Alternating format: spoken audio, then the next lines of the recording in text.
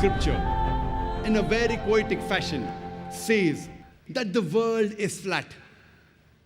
Will a modern man believe in it? But naturally, no. Because today is not the age of literature and poetry. Today is the age of science and technology. So let us analyze today whether this glorious Quran is compatible or incompatible to modern science.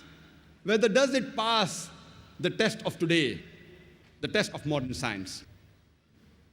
According to Albert Einstein, the famous physicist and the Nobel Prize winner, he said that science without religion is lame, and religion without science is blind. Let me repeat it, that Albert Einstein, the famous physicist and the Nobel Prize winner, said that science without religion is lame, and religion without science is blind. Let me remind you that the glorious Quran is not a book of science, S-C-I-E-N-C-E, but it is a book of signs, S-I-G-N-S. It's a book of ayats. And there are more than 6,000 ayats, 6,000 signs in the glorious Quran, out of which more than 1,000 speak about science. As far as my talk today is concerned, I will only be speaking about scientific facts which have been established. I will not be speaking about scientific theories and hypotheses, which all of us know very well, that many a time these theories and hypotheses, they take U-turns. In the field of astronomy,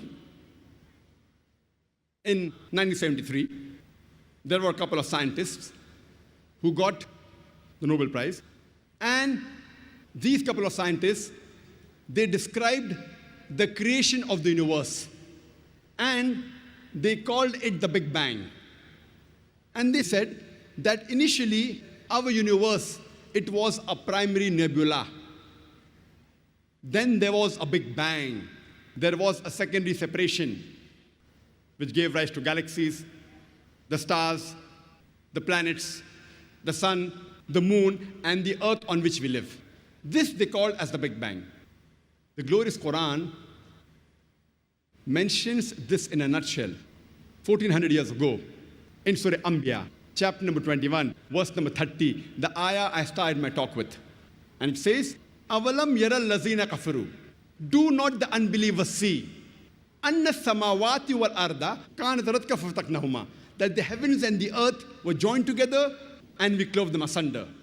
This verse of the glorious Quran speaks about the Big Bang in a nutshell 1400 years ago, which science has discovered recently, hardly 30 years back, 35 years back.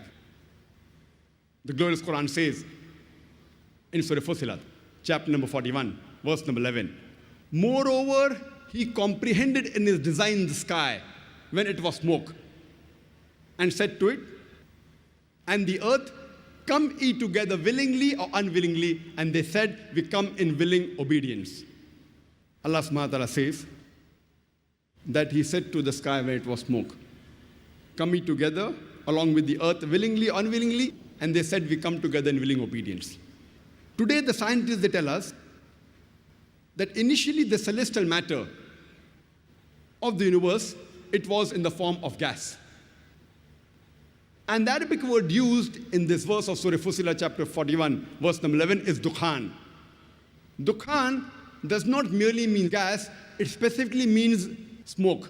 And today scientists say that smoke is a more closer and more scientific as compared to gas, because that time it was hot. Imagine, the Quran mentions 1400 years ago, which we discovered recently, that the initial celestial matter of the universe, it was in the form of smoke. Previously, the human beings, we thought that the earth on which we live, it is flat.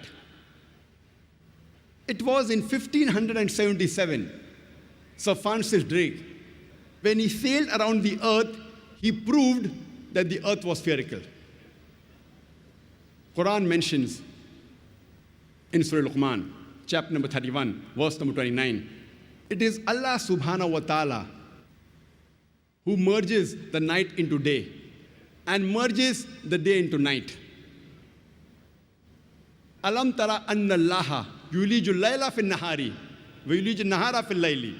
It is Allah subhanahu wa ta'ala who merges the night into the day and merges the day into the night. Merging is a gradual and slow process. The night slowly and gradually merges into the day, and the day slowly and gradually merges into the night. If the earth was flat, there would have been a sudden change. It would have been a gradual process of night merging into the day and day merging into the night.